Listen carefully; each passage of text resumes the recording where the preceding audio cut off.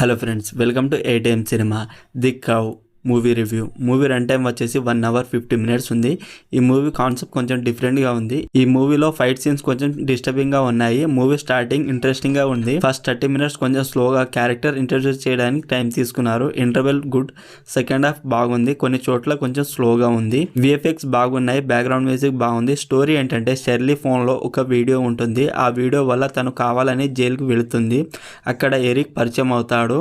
వాళ్ళిద్దరు కలిసి లవ్ చేసుకుంటారు. వాళ్ళిద్దరు జైలు నుండి తప్పించుకుంటారు. విలన్స్ వచ్చి షెర్లీని, ఎరిక్ ని ఇద్దరిని చంపేస్తారు. అయితే షెర్లీ తను పాతాళ లోకానికి వెళ్ళిపోతుంది.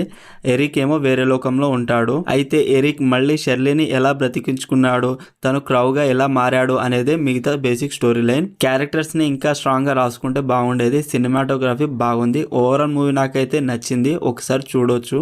Streaming on Amazon prime video.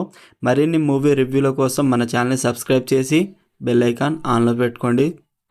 Thank you.